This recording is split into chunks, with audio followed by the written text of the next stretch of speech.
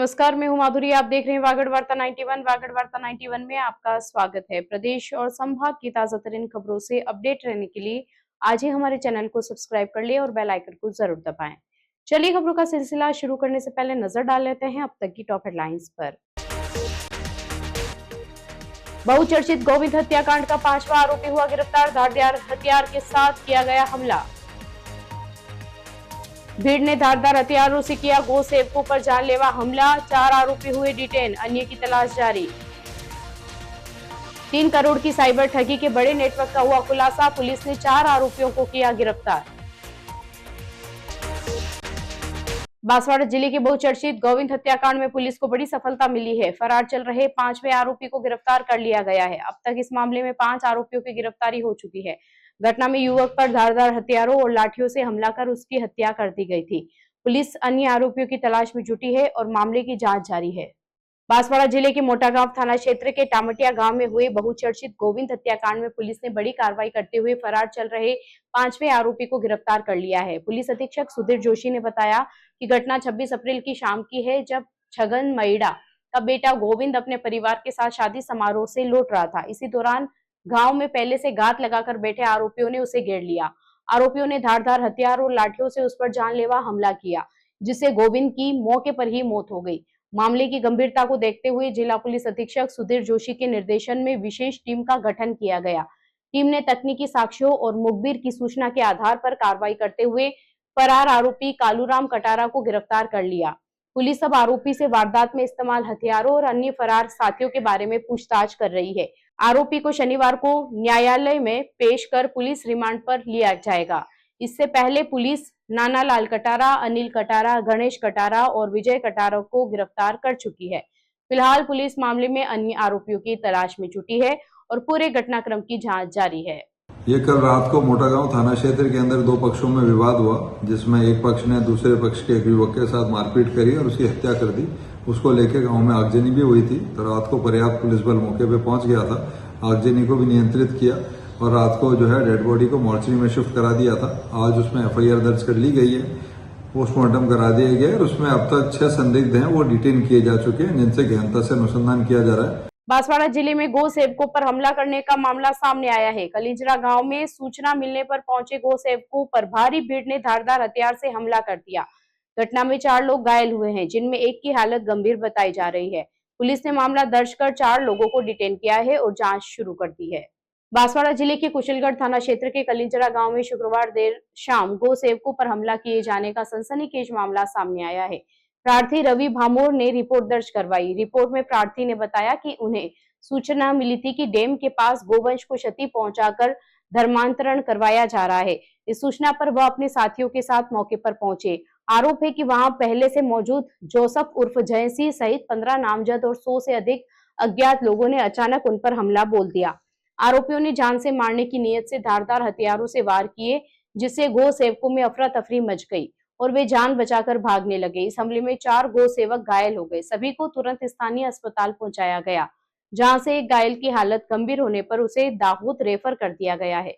वहीं 2 अन्य घायलों को बांसवाड़ा के महात्मा गांधी अस्पताल में भर्ती कराया गया है, जहां उनका इलाज जारी है। घटना की सूचना मिलते ही पुलिस मौके पर पहुंची और स्थिति को नियंत्रित किया।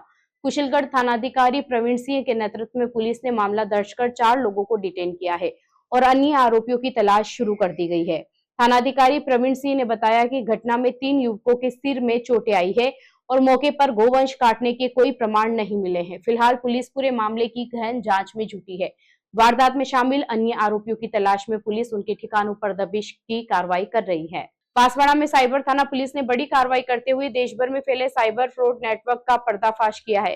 पुलिस ने 4 आरोपियों को गिरफ्तार किया है, जो हर्ष ट्रेडिंग नाम से संचालित बैंक खाते के जरिए करोड़ों की ठगी कर रहे थे। इस खाते में करीब 3 करोड़ रुपए का ट्रांजैक्शन सामने आया है। मामले में देश भर से 21 शिकायतें दर्ज है और पुलिस आरोपियों से पूछताछ में जुटी है। बांसवाड़ा साइबर थाना पुलिस को एक बड़ी सफलता हाथ लगी है, जहां देश भर में फैले साइबर ठगी के नेटवर्क का खुलासा करते हुए 4 आरोपियों को गिरफ्तार किया गया है। मामले की शुरुआत तब हुई जब एक पीड़ित ने 16 लाख रुपए की साइबर ठगी की शिकायत दर्ज करवाई। जांच के दौरान पुलिस को पुलिस मुख्यालय से अहम जानकारी मिली, जिसमें हर्ष ट्रेडिंग नाम से संचालित एक बैंक खाते में संदिग्ध लेनदेन का खुलासा हुआ। तफ्तीश में सामने आया कि इस खाते में करीब 3 करोड़ रुपए ट्रांसफर किए गए थे। यह खाता बांसवाड़ा निवासी हर्षित जोशी के नाम पर संचालित था। इस खाते में गुजरात, राजस्थान, कर्नाटक, केरल, पश्चिम बंगाल और दिल्ली जैसे राज्यों से ठगी की रकम जमा की जा रही थी। साइबर पुलिस ने कार्रवाई करते हुए हर्षित जोशी, हिमांशु शर्मा, विकास विजयवर्गीय और अनिल बाथम को गिरफ्तार किया है। जांच में यह भी सामने आया कि इस खाते के खिलाफ देश भर में कुल 21 शिकायतें दर्ज है। फिलहाल पुलिस आरोपी से गहन पूछताछ कर रही है और पता लगाने में जुटी है कि ठगी की यह रकम किन किन माध्यमों से निकाली गई और इसका उपयोग कहां किया गया। चारों आरोपियों को न्यायालय में पेश कर पुलिस रिमांड पर लिया गया है। मामले में और भी बड़े खुलासे होने की संभावना जताई जा रही है। इस खाते में जिनकी कंप्लेन हुई है उसका 16,40,000 जो फ्रॉड का पैसा आया था, लेकिन उसके बाद जिनके अलावा कंप्लेन नहीं हुई है, जिस हिसाब से इसमें लगभग 67 लाख के समथिंग पैसा आया है। कंप्लेन हुई है उनका 16,40,000 का आया है। पाए गए ये जो खाता है इसके बारे में जब जांच की तो ये पाया गया कि ये हर्ष ट्रेडिंग के नाम से एक खाता खुला हुआ था। इसके ओनर के बारे में हमने जब ये हर्ष जोशी, जयप्रकाश जोशी, इसके नाम से ये खाता बना हुआ था। जब इससे पूरा इसने आगे नाम बताए 2-3 जनों को, भाई इन्होंने मेरे से ये खाता है मांगा था। तो उसके बाद इन्होंने हिमांशु का नाम बताया था, हिमांशु शर्मा का, ये बांसवाड़ा के रहने वाले हैं। इनसे जब पूछताछ की इन्होंने आगे विकास विजयवर्गीय का नाम बताया था। फिर उनसे पूछताछ की तो उन्होंने अनिल बाथम का नाम बताया, वो भी बांसवाड़ा के ही रहने वाले लोकल हैं सारे।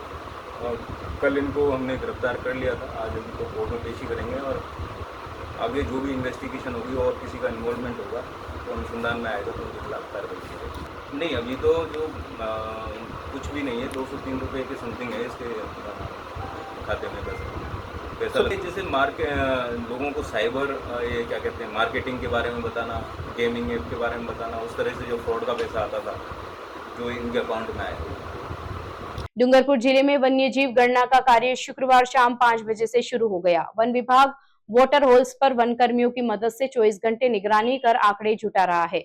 इस बार गणना में पहली बार ट्रैप कैमरों का भी उपयोग किया जा रहा है। ये प्रक्रिया शनिवार शाम 5 बजे तक जारी रहेगी। विभाग का कहना है कि इससे वन्यजीवों की सटीक संख्या का आंकलन संभव होगा। डूंगरपुर जिले में वन्यजीवों की गणना का कार्य शुक्रवार शाम 5 बजे से शुरू कर दिया गया है, जो शनिवार शाम 5 बजे तक लगातार जारी होगा। वन विभाग द्वारा यह गणना जिले के 42 चयनित वाटर होल्स पर की जा रही है, जहां 110 वन कर्मियों को तैनात किया गया है। ये सभी कार्मिक 24 घंटे अलग अलग स्थानों पर निगरानी रखते हुए वन्यजीवों की गतिविधियों और संख्या का आंकलन कर रहे हैं। उप वन संरक्षक के मुताबिक जिले के 9 वन खंडों में यह विशेष अभियान चलाया जा रहा है। प्रत्येक रेंज में क्षेत्रीय वन अधिकारी के नेतृत्व में टीमें कार्य कर रही है, जबकि जिला स्तर अधिकारी भी लगातार मॉनिटरिंग कर रहे हैं। गर्मी के मौसम को ध्यान में रखते हुए यह गणना की जा रही है, क्योंकि इस समय वन्यजीव पानी की तलाश में सीमित जल स्रोतों पर पहुंचते हैं। इससे उनकी उपस्थिति के आधार पर सटीक गणना करना आसान हो जाता है। बुद्ध पूर्णिमा की रात चांदनी की रोशनी में वन्यजीवों को आसानी से देखा जा सकता है, जो इस प्रक्रिया को और प्रभावी बनाता है। इस बार गणना में आधुनिक तकनीक का भी सहारा लिया गया है। 6 ट्रैप कैमरे लगाए गए हैं, जो दिन रात वन्यजीवों की गतिविधियों को रिकॉर्ड कर रहे हैं। वन विभाग का मानना है कि इस तकनीकी से न केवल सटीक आंकड़े मिलेंगे, बल्कि वन्यजीव संरक्षक और प्रबंधन की योजनाओं को भी बेहतर बनाया जा सकेगा। गणना से पहले वन कर्मियों को आवश्यक दिशा निर्देश देने के लिए बैठक भी आयोजित की गई थी। चलते चलते फिर नजर डालते हैं आज की टॉप हेडलाइंस पर। बहुचर्चित गोविंद हत्याकांड का 5वां आरोपी हुआ गिरफ्तार, धारदार हथियार के साथ किया गया हमला। भीड़ ने धारदार हथियारों से किया गो सेवकों पर जानलेवा हमला, 4 आरोपी हुए डिटेन, अन्य की तलाश जारी। 3 करोड़ की साइबर ठगी के बड़े नेटवर्क का हुआ खुलासा, पुलिस ने 4 आरोपियों को किया गिरफ्तार। अपने स्मार्टफोन पर प्रदेश भर की खबरों से अपडेट रहने के लिए आज ही हमारे चैनल को सब्सक्राइब कर लें और बेल आइकन को जरूर दबाएं। फिलहाल इस बुलेटिन में इतना ही। अब दीजिए इजाजत माधुरी को। आप बने रहिए वागड़ वार्ता 91 के साथ। नमस्कार।